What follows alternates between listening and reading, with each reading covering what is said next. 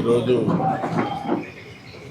మా కుటుంబంలో అందరికంటే పెద్దగా ఉండే జయకృష్ణ గారి సత్యమని పద్మజి గారు దొరకడం చాలా బాధాకరం. ఈ కుటుంబానికే చాలా తీరని లోటు. నాకు పెళ్లిగా కొనుక్కుండిచ్చి జయకృష్ణ గారితో అదే మరిగా ఆవిడతో పరిచయం ఉండేది. మా పెళ్లి విషయంలో కూడా మీరే పెద్దగా ఉండి కూడా అన్నీ చూసుకున్నారు.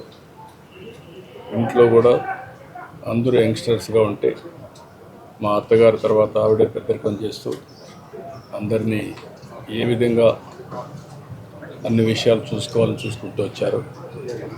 అలాంటి ఒక విధంగా చెప్పాలంటే అందరికీ ఏ అవసరాలు ఉన్నా కానీ కుటుంబానంతా కూడా కలుపుకుంటూ ముందుకు పోయారు.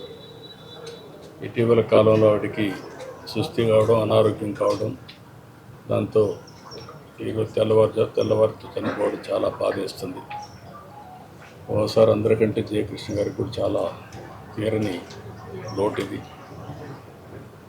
ఓసారి ఈ వయసులో ఇలాంటి రావడం చాలా బాధేస్తుంది. కానీ ఇది ఇలాంటి సమయంలో నా బావగారికి అయితే ప్రగాఢమైనటువంటి సంఘీభావాన్ని సానుభూతి తెలియజేస్తూ దేవుడు ఆయనకి అన్ని విషయాల్లో ముందుండాలని కోరుకుంటున్నాను.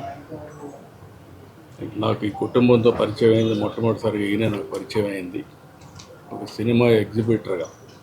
నేను అప్పుడు సినిమాటోగ్రఫీ మినిస్టర్గా ఉంటే ఫస్ట్ టైం నా దగ్గరికి వచ్చేవారు.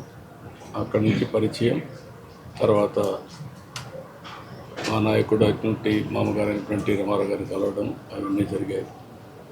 ఈయనే అన్ని విషయాల్లో ముందుండారో చూశారు. అలాంటి వ్యక్తికి ఈరోజు రావడం చాలా బాధేస్తుంది. ఏదేమైనా మేమందరం అండగా ఉంటాం. ధైర్యంగా ఉంటాడు, ధైర్యంగా ఉండడం. ఇది ఎవరూ తీర్చలేని లోటు, చాలా బాధాకరం సంఘటన. తలుచుకుంటూ ఒకసారి చాలా బాధేస్తుంది. ధైర్యంగా ఉండడం తప్ప వేరే మార్గం లేదు. Thank you.